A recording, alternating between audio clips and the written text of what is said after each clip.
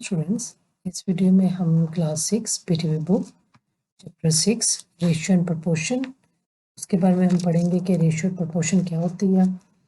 तो इस चैप्टर में जो हमें मोस्ट इम्पोर्टेंस के इसको पढ़ने के बाद हमारा क्या आउटकम होगा कि हमें किस चीज़ की अंडरस्टैंडिंग हो जाएगी, वो ये है कि इसको आप लाजमी पढ़ा करेंगे। जो स्टूडेंट लर्निंग आउटकम है कि इस चैप्टर में क्या चीज़ें इंपॉर्टेंट है कि जिसको पढ़ने के बाद आपको किन चीज़ों की समझ आ जाएगी। तो वो ये है कि आप रेशो को डिफाइन कर सकेंगे, रेशो क्या होती है। ठीक है कि as a relation which one quantity bears to another quantity of same kind with regard to their magnitude के उसके मैग्नीट्यूड के हिसाब से। ठीक है, knows that of the two quantities forming a ratio, the first one is called antecedent and the second is consequent। फिर उसके बाद होगा know that the ratio has no units, की रेशो का कोई यूनिट नहीं होता। फिर calculate ratio of two number, दो नंबर्स की रेशो हम कैसे कैलकुलेट करते हैं। Reduce the given ratio in lowest equivalent form, यानी कि कोई भी हमें दो नंबर्स दे दिए हैं तो उनकी जो वो रेशो है, हमें किसी भी कोई भी रेशो दे दी है उसको हमने सबसे लोवेस्ट फॉर्म में हमने उसको कैसे रिड्यूस करना है वो हमें मेथड बताएंगे। Describe the relationship between ratio and fraction, और हमें रेशो और फ्रैक्शन का रिलेशनशिप बताएंगे कि रेशो क्या होती है और फ्रैक्शन क्या होती है। ठीक है, know that an equality of two ratio constitutes a proportion. Okay, कि हमें ये बताएंगे कि जो इक्वालिटी ऑफ टू रेशो, दो रेशो को जब हम इक्वल करते हैं तो उसको हम प्रोपोर्शन कहते हैं। वेयर ए, ये जो है ए और D are known extremes and B and C are called the means. ठीक है, फाइन प्रोपोर्शन, हमें प्रोपोर्शन डायरेक्ट और इनवर्स प्रोपोर्शन बताएंगे। एंड पे हम रियल वर्ल्ड प्रॉब्लम को सॉल्व करेंगे। ठीक है, जिसमें डायरेक्ट और इनवर्स प्रोपोर्शन होंगे। तो ये कुछ बातें हैं जिनको हम चैप्टर्स में इन टॉपिक्स को हम डिटेल में पढ़ेंगे। यहाँ पे तो मैंने अभी सिर्फ आपको इंट्रोडक्शन बताया है, थोड़ा सा रीड आउट कर दिया है, लेकिन इन्हीं को हम आगे इन फर्दर चैप्टर में इसको कंप्लीट डेप्थ में पढ़ेंगे। तो यहाँ पे हमारे पास एक मैथ की बहुत इंपॉर्टेंट टर्म है रेशो, कि यहाँ पे रेशो है क्या। तो इधर उन्होंने रेशो के बारे में उन्होंने बताया कि the numerical comparison between the two quantities of the same kind is called the ratio. The numerical comparison का मतलब है कि नंबर्स का कंपैरिजन। जब आपके पास दो नंबर्स हैं, आप उनका कंपैरिजन करते हो तो उसको कहते हैं, उसको क्या कहते हैं, रेशो।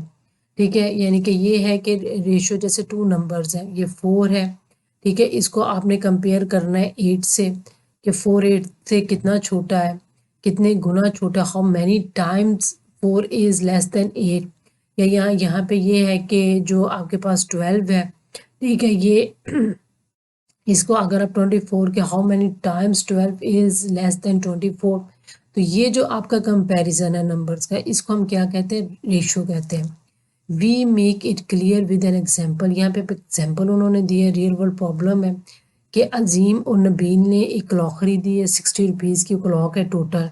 ठीक है, अजीम पेड ₹40, अजीम ने 40 रुपीज़ दिए हैं, नबील ने 20 रुपीज़ दिए हैं। अब ये है कि हमें ये है कि नाउ वी कैन कंपेयर कि अजीम और नबील ने उनका रिलेशनशिप निकालना है दो अमाउंट्स का, कि नबील ने कितने गुना पैसे अजीम से कम दिए हैं या अजीम ने कितने गुना पैसे ज़्यादा दिए हैं। यहाँ के अगर हम इसको लिखें कि यहाँ पे नबील है, एक क्लॉक है, ये अजीम है। ठीक है, इसको हम ए से डिनोट कर देते हैं, या नबील है। ठीक है, इन्होंने क्लॉक खरीदी है, वो जो क्लॉक है इधर हम प्लस है, दोनों ने टोटल जो पैसे दिए, टोटल जो क्लॉक थी, सॉरी, वो थी हमारे पास यहाँ पे 60 रुपीज़ की उन्होंने क्लॉक दी के पेमेंट किया, ₹60 था। ठीक है, तो यहाँ पे उन्होंने इतने करे। अब अजीम ने कितने दिए, 40 दिए हैं। ठीक है, प्लस नबील ने कितने दिए, 20 दिए, तो टोटल आपके पास हो गए 60। तो 60 रुपीज़ की उन्होंने क्लॉक ले ली। अब अगर कोई या कोई दूसरा जो उनका फ्रेंड है, उन्होंने पूछा अच्छा अजीम ने कितने गुना पैसे नबील से ज़्यादा दिए, नबील ने अजीम से कितने गुना पैसे कम दिए, तो यहाँ पे इन नंबर्स का कंपैरिजन है कि कितने, हाउ मैनी टाइम्स, कि नबील ने how many times Nabeel has paid less than Azeem, के कितने गुना कम है, यानी कि हाउ मैनी टाइम्स है। तो यहाँ पे क्या आ गया, इन दो नंबर्स का आपके पास क्या आ गया, कंपैरिजन आ गया। अब आप कंपेयर करने लगे, आप मिलाने लगे हो कि कितने गुना कम है, कि कितने गुना कम है पैसे। या मैं अगर इस तरह कहती हूँ कि अजीम जो है वो क्या करने लगा, वो 60 की टोटल क्लॉक है, ठीक है। अजीम के पास 40 रुपीज़ है, नबील और अजीम दोनों ने क्लॉक खरीदनी है। तो मैं कहती हूँ अजीम के पास तो 40 है, तो नबील कितने रुपए देगा कि वो ये 60 की क्लॉक खरीद लेंगे? तो आप कहेंगे वो 20 रुपीज़ मजीद देगा, ठीक है। तो ये थोड़ा सा ना ये डिफरेंस है, ये थोड़ा सा इन स्टेटमेंट में हल्का सा डिफरेंस है, जो आगे मैं जाके आपको डिटेल में बताती हूँ कि अब ये देखें, ठीक है भाई, फाइंडिंग देयर डिफरेंस, या पहले आप कहेंगे इनका फाइंडिंग डिफरेंस, जैसे मैंने आपको कहा है कि आप क्या करो कि आप नबील और अजीम का डिफरेंस मालूम कर लो, ठीक है। यहाँ पे तो यहाँ पे क्या करोगे, Nabeel bought of clock for ₹60, Azeem paid ₹40, Nabeel 20 है। Now we can compare the amount paid by Azeem. अब कंपैरिजन आ गया कि कितने गुना नबील ने कम दिए या अजीम ने कितने गुना ज़्यादा दिए, तो कंपैरिजन आ गया। अब उन्होंने कहा कंपैरिजन दो तरीकों से हम कंपैरिजन कर सकते हैं, ठीक है। अब उन्होंने कहा बाय फाइंडिंग देयर डिफरेंस, या ऐसा करें कि अजीम का हमें पता है कि अजीम ने कितने रुपीज़ दिए हैं, 40 रुपीज़ दिए हैं। हमें पता है कि नबील ने कितने रुपीज़ दिए हैं, 20 रुपीज़ दिए। तो हम क्या हाउ मैनी टाइम्स के, यानी कि हाउ मच इज़ द, अब वर्ड्स आप करें कि मैं लिखती हूँ जैसे हाउ मच, ठीक है, हाउ मच नबील, के Nabeel has paid, how much Nabeel has paid less than Azeem, कि कितने, हाउ मच कितना, यानी कि कितना उससे कम दिया। तो क्या करेंगे, आप डिफरेंस ले लेंगे। अब मैं इधर हम लोग क्या कहते हैं कि हम डिफरेंस ले लेते हैं, हम कहते हैं कि 40 माइनस 20, तो ये आ गया जी 20 रुपीज़, यानी कि नबील ने 20 रुपीज़ उसने कम दिए, ठीक है। यानी कि नबील ने 20 रुपीज़ अजीम से कम दिए। अब यहाँ पे अगर आप देखो कि प्रॉपर वे तो नहीं है कि कंपैरिजन टू क्वांटिटीज़ का हो रहा है। अब यहाँ पे तो टू, अब मैं अगर आपको कहती हूँ कि अच्छा आपने कहा 20 रुपीज़ कम दिए, लेकिन ये स्टेटमेंट क्लियर नहीं है। अब हम इसको कहते हैं writing them in a fraction. अब हम इसको क्या कहते हैं, फ्रैक्शन में लिखते हैं। फ्रैक्शन में मैं लिखती हूँ हाउ मैनी टाइम्स, ठीक है, हाउ मैनी, यहाँ पे मैं ये वर्ड देखिए, मैंने क्या हाउ मच, और यहाँ पे हाउ मैनी टाइम्स, ये कितना टाइम्स लेस है, how many times Nabeel Nabeel paid, how many times, यानी कि नबील पेड लेस, आप ये कह दोगे लेस देन अजीम, के लेस देन अजीम से उसने कितने गुना कम दिया। तो यहाँ पे आज तो हैंड राइटिंग इतनी क्लियर नहीं है। अच्छा, उसके बाद अगर आप इसको करें तो इसको मैं थोड़ा सा क्लियर कर देती हूँ। तो जब मैनी टाइम्स में आएगा तो आप क्या करोगे, आप यहाँ पे लिखोगे कि amount paid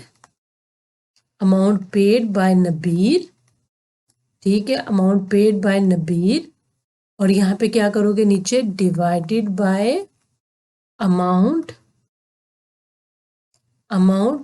paid by Azeem. Azeem, अब आप हाउ मैनी टाइम्स में आ गया तो आप डिवाइड करोगे, इसमें अब क्या आएगा कि 20, जो नबील के ने लिखा वो 20 है और नीचे अजीम ने 40। तो ये क्या है, जब हाउ मच की बात आती है तो आप डिफरेंस आप माइनस करते हो, लेकिन हाउ मैनी टाइम्स में आता कितने गुना।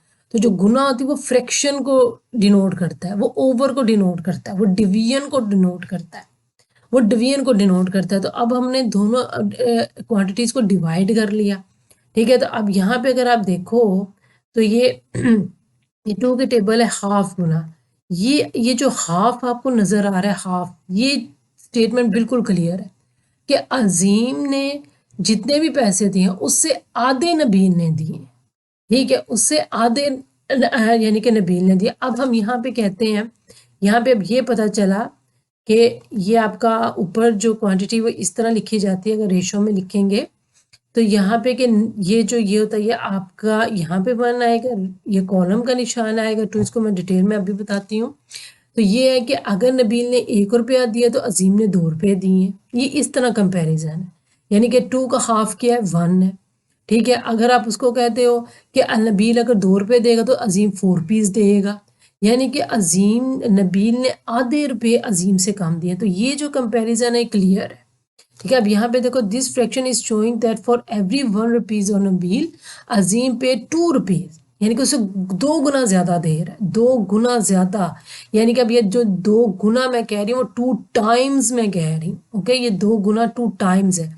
जिस fraction shows that the clear comparison between the two amounts, दो अमाउंट्स जो 2 रुपीज़, जो 2 अमाउंट्स है हमारे पास, उनमें कंपैरिजन क्लियर आ गया कि अगर नबील 1 रुपया दे रहा है तो अजीम 2 रुपये दे रहे हैं। यहाँ पे मैं रुपीज़ लिख लेती हूँ, ठीक है, कि अजीम 2 रुपीज़ दे रहा है। हालांकि इनके साथ यूनिट नहीं आता, जब हम रेशो में लिखते हैं तो यूनिट नहीं आता, लेकिन ये आपके अंडरस्टैंडिंग के लिए मैंने लिखा था।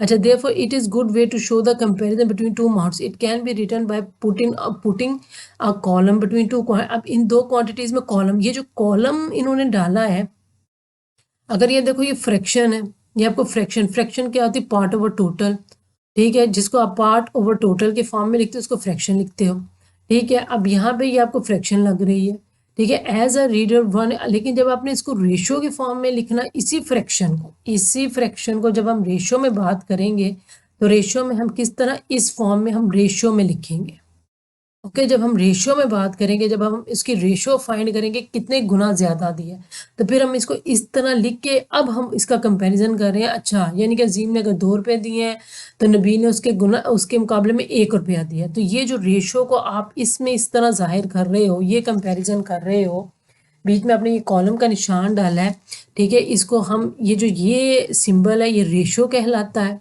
ठीक है। तो ये जिस तरीके से हमने लिखा हुआ है तो ये क्या कहलाता है आपके पास, ये आपके पास कहलाता है, ये मेथड आपको जिसका लिखना है ये रेशो कहलाता है। ये तो हो गया हमारे पास कि हमें ये पता चल गया कि यानी कि हमें ये जो हम कॉलम डालते हैं इसको रेशो कहलाते हैं सिंबल को, ठीक है। और आगे फर्दर हम इसको स्टडी करते हैं कि and read as 1:2 but it cannot read as 2:1 because by changing the order of the element, यानी कि बाय ये है कि बाय चेंजिंग, इसका ये है कि अच्छा, बिकॉज यहाँ पे by changing the order of the element of the ratio the value is also changed. अब ये चीज़ कॉमन है कि अगर मैं इसको इस तरह लिखती हूँ, ये यहाँ पे जो ऑथर है वो ये कहना चाह रहे हैं कि अगर हम इस तरह लिख देते हैं तो ये तो चीज़ गलत हो जाएगी। इसका मतलब ये है कि अगर अजीम ने 1 रुपया दिया तो उसके मुकाबले में नबील ने 2 रुपये दिए, तो ये चीज़, ये ऑर्डर गलत हो जाएगा। रेशो में जो ऑर्डर होता है ये बहुत मैटर करता है, ठीक है, कि 1:2 है और 2:1 नहीं लिखना, और ये चीज़ डिफरेंट हो जाएगी कि आपका आप यहाँ पे बिलफर्स्ट कैलकुलेट करते हो, आपका आंसर आता 1:2, 1/2 आता। तो जब आप इसको लिखने लगते हो, ठीक है, तो आप इसको 2 यहाँ पे लिख लेते हो और 1 यहाँ पे लिख लेते हो। जो ये है जो डिनोमिनेटर में उसको आप यहाँ पे लिख लेते हो, न्यूमिनेटर को यहाँ पे, तो चीज़ गलत हो जाएगी। तो इस चीज़ का आपने ख़ास ख्याल रखना है रेशो में, क्योंकि वो सारा क्वेश्चन आपका गलत हो जाएगा। अब यहाँ पे है कि in general we write it as A ratio is not equal to B ratio as a ratio can also be written for more than 2 quantities. और ये भी कंफर्म है, ये भी हमें है कि जो रेशो होती है वो ज़रूरी नहीं होता कि अब यहाँ पे हम कह देते हैं कि अजीम है, ठीक है, प्लस हम कहते हैं नबील, प्लस हम एक अली, या हम उसको कह देते हैं कि हमारे पास सलमान है, या सलमान है, उसके 3 फ्रेंड्स ने घड़ी ख़रीदी है 60 की, तो हम 3 का भी जिक्र, जिसमें हम कहते हैं चले अजीम ने कितने रुपये 30 रुपीज़ दिए, नबील ने 10 रुपीज़ दिए, बाकी जो था हमारे पास सलमान था उसने 20 रुपीज़ दिए, तो टोटल 60। हम ये भी स्टेटमेंट बना सकते हैं, यानी कि ज़रूरी नहीं है कि 2 ही क्वांटिटीज़ हों, 2 ही के दरमियान में कंपैरिजन हो, 3 भी हो सकते हैं, 4 भी हो सकते हैं, ये डिपेंड करता है सिचुएशन को। अब यहाँ पे हम लोग इसको डेप्थ में पढ़ते हैं। इन अ रेशियो, ये है antecedent and consequent, okay, in the ratio the first element is called antecedent and the second is called the consequent। अच्छा, अब यहाँ पे रेशियो में कह रहे हैं कि जब हमने ये फ्रैक्शन बनाई, हमने नबील ओवर अजीम, हमने इसकी रेशियो बनाई है रुपीज़ की, कि नबील ने 20 दिए और अजीम ने 40 रुपीज़ दिए, तो इसमें ये जो फर्स्ट क्वांटिटी है, यहाँ पे जब हम इसको रेशो के फॉर्म में लिखेंगे, नबील और अजीम की क्वांटिटी, ये हमने लिखी 20 है और 40, यानी कि इसको हम यहाँ पे भी कैंसिल कर सकते हैं, तो इसकी ये रेशो आई थी सिंप्लीफाई करके। तो इसमें ये जो फर्स्ट क्वांटिटी है ये आपके पास क्या, इसको आप क्या कहलाते हो, इसको आप कहते हो एंटीसीडेंट, यानी कि ये एंटीसीडेंट कहलाती है, यानी कि इनका नाम है, और ये आपके कॉन्सिक्वेंट कहलाएगा। ओके, जो आपकी दूसरी क्वांटिटी होगी जिसमें दो में कंपैरिजन होगा। तो अगर हम वैसे फ्रैक्शन देखें, जो हमारे पास कोई भी फ्रैक्शन होती तो उसमें ये न्यूमिनेटर कहलाता है, ये डिनोमिनेटर कहलाता है, ठीक है, फ्रैक्शन में फॉर्म में। लेकिन जब आपने इसको रेशो में लिखना है तो रेशो में ये चीज़ एंटीसीडेंट और ये कॉन्सिक्वेंट कहलाता है, ये इनका नाम है, ठीक है। आपको सिंपली जब हम कोई नई चीज़ पढ़ते हैं तो उसको मैथमेटिशियंस को नया नाम देते हैं, ताकि आपके पुराने नामों से वो चीज़ मिक्सअप ना हो जाए, वो डिफरेंट रहे, क्योंकि रेशो है तो रेशियो का नया टॉपिक है, तो उन्होंने इसीलिए इसको डिफरेंट करने के लिए इसको जो फर्स्ट क्वांटिटी एंटीसीडेंट और इसको कॉन्सिक्वेंट कह दिया। अब यहाँ पे उन्होंने लिखा है कि write the following quantities in the form of a ratio B और रेशो सी। अब यहाँ पे आप देखो कि आपके पास एग्जांपल है, उन्होंने आपको तीन क्वांटिटीज दे दी हैं, ए बी सी, तीन है रेशो की फॉर्म में, उन्होंने आपको तीन क्वांटिटीज। अब उन्होंने कहा है कि आपको तीन क्वांटिटीज है, ठीक है। ये कोई 500 ग्राम का आप समझो वाइट फ्लोर है, ठीक है, 800 ग्राम का आप समझो वीट है, और इस तरह करके 1 kg का आप शुगर कर लो। तो ये तीन क्वांटिटीज है। अब यहाँ पे लोग इसको रेशो के फॉर्म में लिखें। अच्छा, अब यहाँ पे देखो कि यहाँ पे रेशो में लिखने के लिए इनके यूनिट सेम, ये सेम क्वांटिटीज होनी चाहिए, यानी कि उनके यूनिट्स भी सेम होने चाहिए। अगर ये 500 ग्राम है, क्योंकि कंपैरिजन कर रहे हैं, तो जब हम कंपैरिजन करते हैं तो हम क्या करते हैं, हम सेम चीज़ का कंपैरिजन करते हैं, जिसमें हम कंपैरिजन कर रहे हैं वो सेम होना चाहिए, तो ही हम कंपैरिजन करते हैं। अगर आप ये कहो कि जी वो 10th क्लास में पढ़ता है, उसका मैथ बहुत अच्छा है, उस क्लास से जो 1 क्लास में पढ़ता है, तो ये तो कंपैरिजन नहीं होगा। हाँ, कंपैरिजन ये हो सकता है कि 1 ही क्लास के दोनों स्टूडेंट्स हैं, तब आप कंपैरिजन करें कि ये स्टूडेंट इस स्टूडेंट से इतने गुना ज़्यादा अच्छा है बढ़ता है पढ़ाई में, या उसके इससे 1 क्लास के इस स्टूडेंट के मार्क्स इतने गुना ज़्यादा अच्छे आए इससे, तो ये कंपैरिजन बनेगा, ठीक है। इसीलिए ये एग्जाम्पल यहाँ पे है कि जब आप कंपैरिजन कर रहे हो तो उनके जो यूनिट्स हैं, अगर तो उन्होंने आपको 7 यूनिट्स दे दिए हुए हैं, क्योंकि क्वांटिटीज हैं तो क्वांटिटीज के साथ यूनिट्स आएंगे, तो उनके यूनिट्स पहले आपने सेम करने हैं। ओके, उसके लिए आपको ये चीज़ ज़्यादा तरीके से क्लियर होनी चाहिए कि हमने जब केजी को ग्राम में कन्वर्ट करना है, कितने केजी में कितने ग्राम्स होते हैं, या 1 मीटर में कितने सेंटीमीटर होते हैं, आपने मीटर से सेंटीमीटर में कैसे जाना है, या आपको वो 1 लीटर से मिलीलीटर में लेकर जाते हैं, ये सारी यूनिट्स आपको याद होने चाहिए, आप इनको रिवाइज होना चाहिए। तो यहाँ पे हम एग्जाम्पल करते हैं, हमारे पास फर्स्ट एग्जाम्पल है, उन्होंने हमको क्या दे दिया, यहाँ पे उन्होंने हमको 3 डिफरेंट क्वांटिटीज़ दे दी हैं, जिसको ग्राम्स में दे दिया हुआ है। फर्स्ट मैं यहाँ पे, उन्होंने तो मेंशन नहीं किया, मैं यहाँ पे कहती हूँ कि हमें यहाँ पे वीट जो वीट है वो हमने बाय किया किसी शॉप से, वो 500 ग्राम है।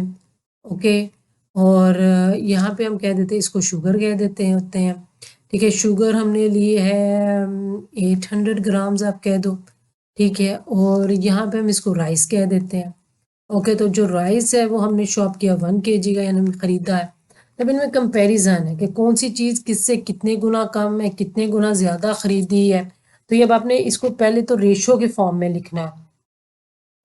तो रेशो के फॉर्म में लिखने के लिए आप क्या करोगे, तो इनके यूनिट सेम होने चाहिए, यूनिट्स इनके सेम होने चाहिए, ये भी ग्राम में, ये भी ग्राम, ये ग्राम में नहीं है। तो हमें पता है कि 1 kg 1 किलो में कितने ग्राम्स होते हैं, 1000 ग्राम्स होते हैं।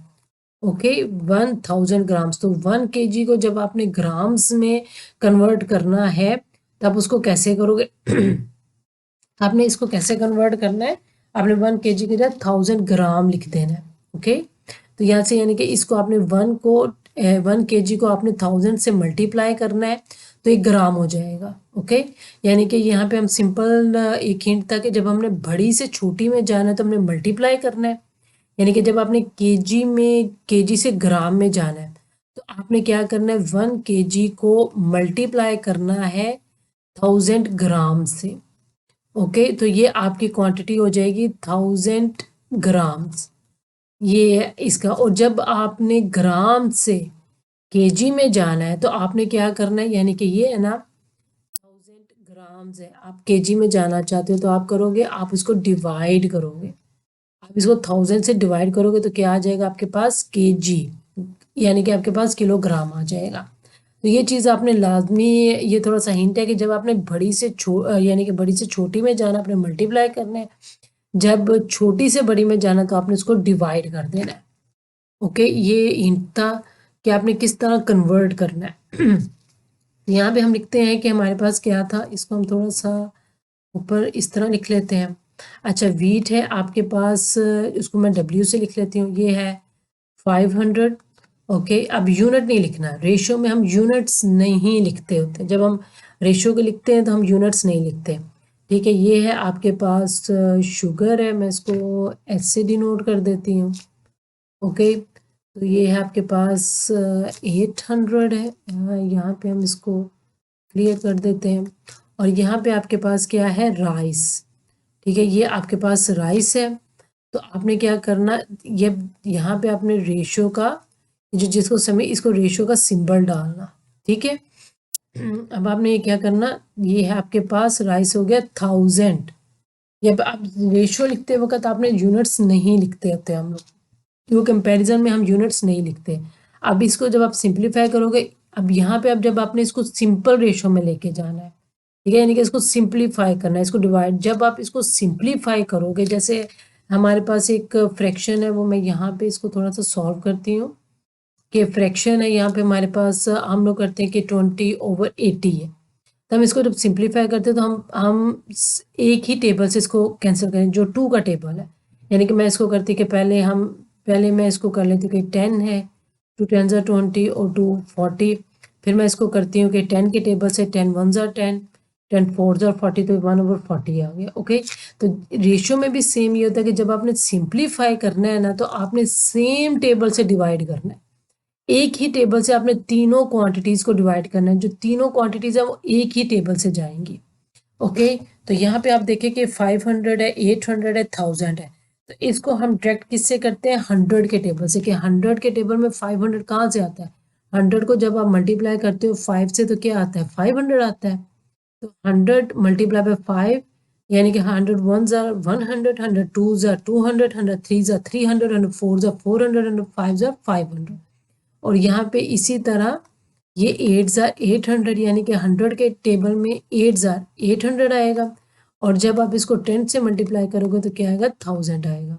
तो ये तीनों, ये जो तीन क्वांटिटीज़ है, ये जो तीन क्वांटिटीज़ है, ये 100 के टेबल में डिवाइड हो रही है, यानी कि 100 इनको डिवाइड कर रहा है। तो जब हम इसको सिंप्लीफाई यहाँ पे हम लिख लेते हैं, इसको मैं यहाँ पे रफ वर्क आपके सामने कर लेती हूँ कि इसको जब हमने कैंसिल किया तो ये आ गया 5000। ठीक है, 100 टेबल ये 8000, और ये आ गया आपका 10000। तो रफ वर्क आप साइड पे करोगे, मैंने यहाँ पे किया तो ये आ गया 5 रेशो 8 रेशो 10। ठीक है, तो ये आपका कंपैरिजन, यानी कि आपने इन क्वांटिटीज को रेशो के फॉर्म में लिख लिया।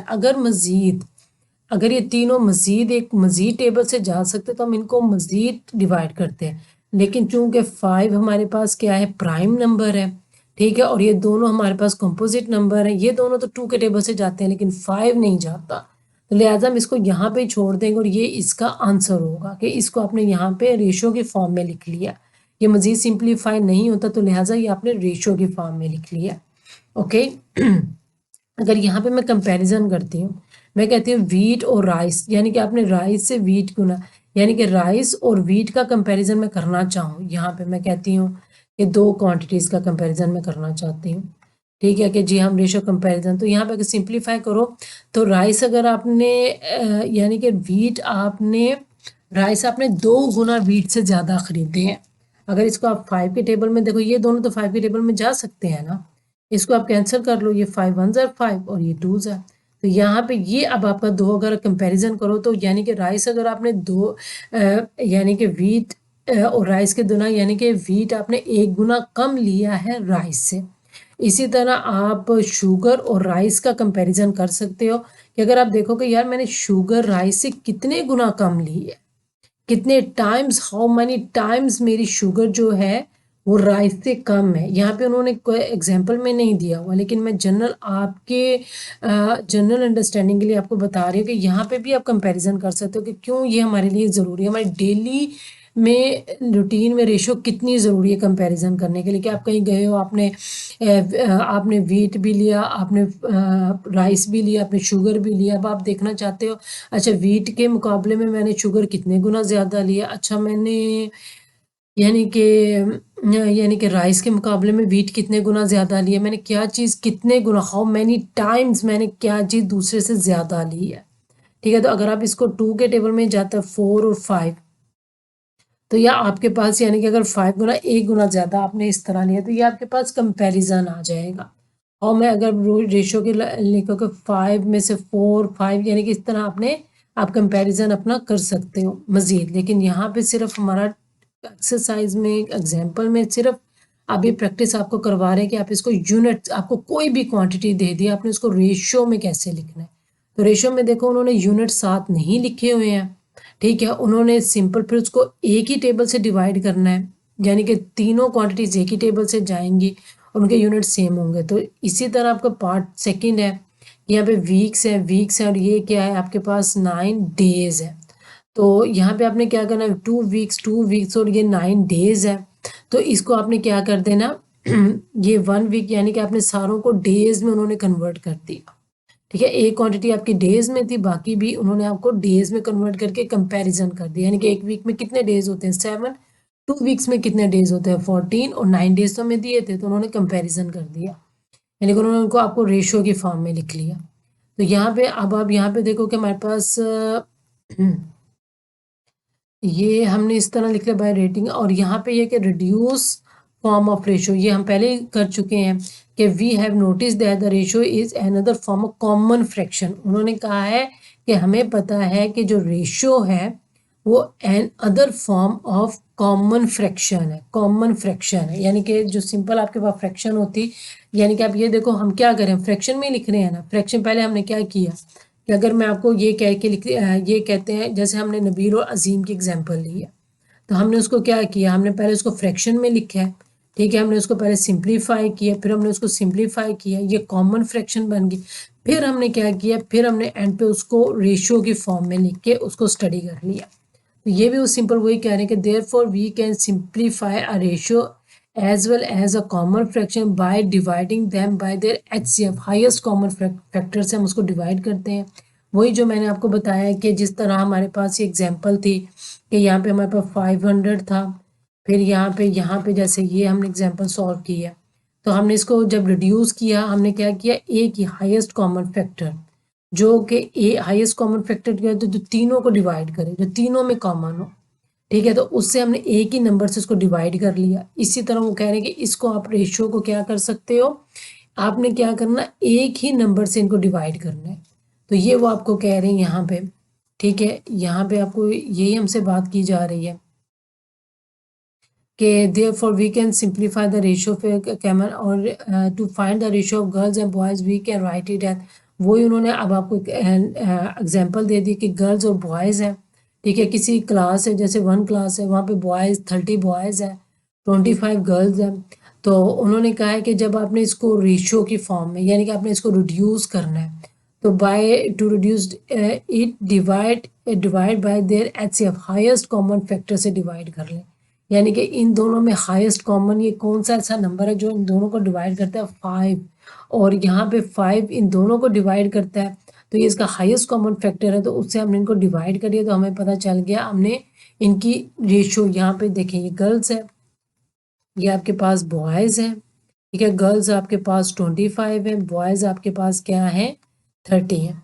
अब इनको हमने सिंपल फॉर्म में, ये तो 25 30 यानी मजीद डिवाइड होता है, इसको हमने लोवेस्ट फॉर्म में लेकर जाना है, तो ये दोनों किस टेबल से डिवाइड हो रहे हैं 5 के टेबल से, तो हम इसको क्या करेंगे 5 के टेबल पे इस तरह डिवाइडेड बाय 5 और डिवाइडेड बाय 5, तो ये इसका हाईएस्ट कॉमन फैक्टर है जिससे हमने डिवाइड किया, तो हमें पता चल गया कि 5 और 6 हमारे पास इसकी लो यानी कि रेशियो की लोवेस्ट, यानी कि इससे ज़्यादा ही मज़ीद डिवाइड नहीं हो सकते, ये इसकी लोवेस्ट उसकी वो है फॉर्म है रेशियो की।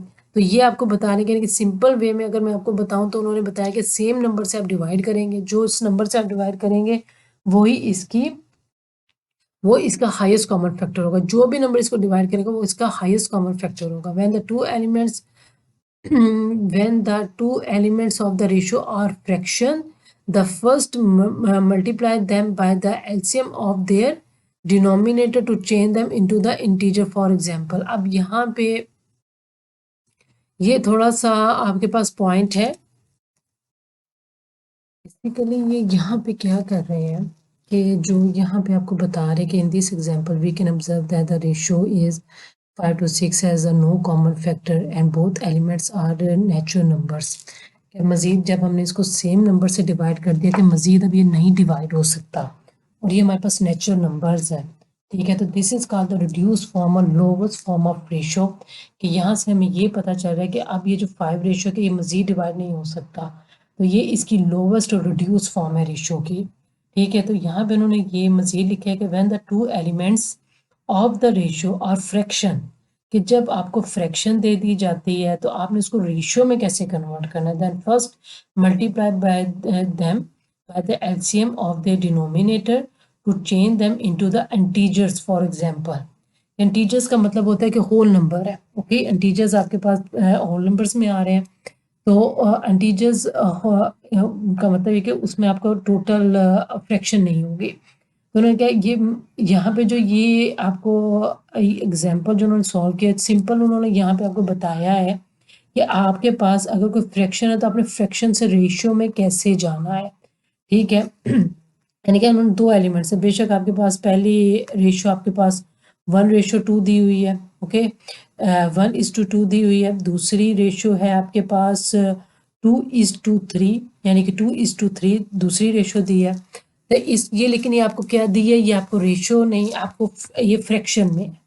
तो आपने होल इंटीजर्स में कैसे इसको जाना है, यानी कि दो है, ठीक है। पहले तो जो हमने ऊपर एक पढ़ा वो सिंपल ये था कि 1 और 2 है, तो उसको जब आपने लिखा तो 1:2 दे दी। लेकिन जब आपको 2 दे दी, यहाँ पे आप देखो 2 दे दिए, तो यहाँ पे फिर आपने इसको रेशियो में कैसे जाना। दो फ्रैक्शंस दे दी, एक फ्रैक्शन तो दी हमें, सिंपल एक फ्रैक्शन तो दी, तो इसको तो हमने इस तरह लिख लिया 1:2 लिख लिया, लेकिन इसको आपने कैसे लेके जाना, ठीक है। तो यहाँ पे इनका थोड़ा सा ये जो यहाँ पे इन्होंने इतना सा पार्ट सॉल्व किया, तो वो ये आपको समझाना चाहते हैं कि इसमें आप क्या करोगे कि अगर आपको दो फ्रैक्शंस दे दी हैं तो इसको आपने रेशियो की फॉर्म में और दरमियान में रेशियो है, तो आपने इसको इंटीजर्स में कैसे लेके जाना है, यानी कि ऐसे कैसे लिखना आपको, ठीक है। तो आप क्या करोगे, इन दोनों का एलसीएम लोगे, ठीक है। तो इनका क्या एलसीएम है, 6 है, 6 आता है। यहाँ पे आप लेके देख लो कि 3 और 2 है, ठीक है। तो 2 से गया ये 3 है, ये 1 है, फिर 3 से गया 1 1, तो ये आपके पास क्या आ गया, 6 आ गया। एलसीएम आपके पास इन दोनों का 6।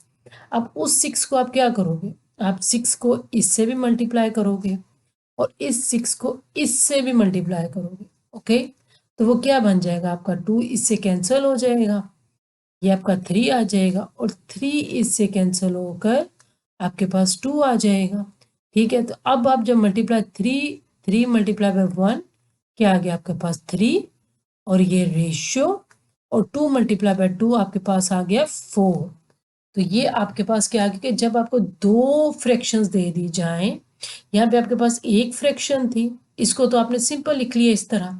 जब दो फ्रैक्शंस आपको पास दे दी जाए, उसको आपने रेशियो में यानी कि इंटीजर्स में कैसे लिखना है, आपने उसका नंबर्स का नीचे एलसीएम ले लेना है, ठीक है। एलसीएम लेने के बाद उसी जो भी एलसीएम आएगा उससे आपने मल्टीप्लाई कर देना और आपके पास रेशियो इंटीजर्स में आ जाएगी। तो यहाँ पे उन्होंने ये चीज़ सॉल्व की है। नेक्स्ट हमारे पास यहाँ पे टॉपिक है इक्विवेलेंट रेशियोज का, कि इक्विवेलेंट रेशियोज क्या होती हैं, कि we know that the ratio is another form of common fraction. उन्होंने आपको बताया कि या आप जब ये रेशियो है आपके पास, तो इसको आप लोग क्या कहते हो, कॉमन फ्रैक्शन, यानी कि इसको आप कॉमन फ्रैक्शन भी कहते हो, फ्रैक्शन की फॉर्म है, ठीक है। तो therefore the same rule for finding the equivalent fractions can be used to get the equivalent ratios. तो सेम रूल्स जिस तरह हम इक्विवेलेंट फ्रैक्शंस फाइंड करते हैं, इक्विवेलेंट फ्रैक्शंस क्या फाइंड करते हैं, 2 से नीचे भी मल्टीप्लाई करते हैं, 2 से ऊपर भी मल्टीप्लाई करते हैं, तो 2 और 4 आता। फिर हम 3 से ऊपर मल्टीप्लाई करते, नीचे करते तो 3 और 4, तो इस तरह हम क्या करते हैं, यानी कि ये है, मैं कहती मैं इक्विवेलेंट फ्रैक्शन करनी, तो मैं क्या करती, मैं 2 से इसको मल्टीप्लाई करती, इसको मल्टीप्लाई करती, तो ये आपके पास 2 और 4 आता। फिर 3 से मल्टीप्लाई करते, फर्दर सो। तो यहाँ पे हमारे पास इक्वल फ्रैक्शंस आती। अब यहाँ पे उन्होंने आपको कहा है कि when both the elements of the ratio are multiplied और divide by the same number the value of ratio is not change. तो रेशियो चेंज नहीं होती है। For example we want to find some equivalent ratios of any ratio, कि उससे मिलती जुलती equivalent ratio हम कैसे फाइंड करेंगे, आपको तरीका यहाँ पे बता रहे हैं इक्विवेलेंट रेशियो फाइंड करने का। तो उसका मेथड क्या होता है कि आपको कोई रेशियो, यहाँ पे रेशियो दे दी हुई है 1:2 है, ओके, किसी की दे दी। अब इक्विवेलेंट रेशियो कैसे फाइंड करेंगे, आप 2 से इसको भी मल्टीप्लाई करेंगे और 2 से इसको थोड़ा सा हम नीट करके लिख लेते हैं, ठीक है। यहाँ 1:2 दे दी है, तो हम कैसे फाइंड करेंगे, हम इसको 2 से मल्टीप्लाई करेंगे, इसको भी 2 से मल्टीप्लाई करेंगे, तो ये क्या अगर 2:4 आ जाएगी। तो हमने 2 से मल्टीप्लाई किया, अगर आप इसको डिवाइड दोबारा 2 से करोगे तो यही आ जाएगी, तो रेशियो में फ़र्क तो नहीं पड़ा। इसको ये इक्विवेलेंट रेशियोज कह रहे हैं कि जब हम सेम नंबर से मल्टीप्लाई करेंगे तो वही चीज़ आपके पास वो इक्विवेलेंट रेशियो, यानी कि 1:2 है, मल्टीप्लाई बाय 3 किया तो ये क्या आ गया 3:6, तो वही चीज़ आ रही है, तो इसको आप इक्विवेलेंट रेशियो कहते हैं। अब उन्होंने क्या है, relationship between ratios and fraction, actually the ratio is simplest form of common fraction in which the numerator denominator, जो मैं आपको बात पहले से बता चुकी हूँ कि सेम फॉर्म है आपकी न्यूमिनेटर डिनोमिनेटर। इनमें फ़र्क क्या है कि हम फ्रैक्शन को 1/2 की फॉर्म में लिखते हैं, इसको हम न्यूमिनेटर कहते हैं, ठीक है। ये यहाँ पे इसको हम न्यूमिनेटर कहते हैं, इसको हम डिनोमिनेटर कहते हैं। जबकि रेशो में जब हम रेशो लिखते हैं तो इसको हम यानी कि एंटीसेंट कहते हैं और इसको हम कॉन्सिक्वेंट कहते हैं। तो यहाँ पे ये हमारा टॉपिक कंप्लीट हो गया। नेक्स्ट वीडियो में हम अपने नेक्स्ट क्वेश्चंस एक्सरसाइज की तरफ आएंगे।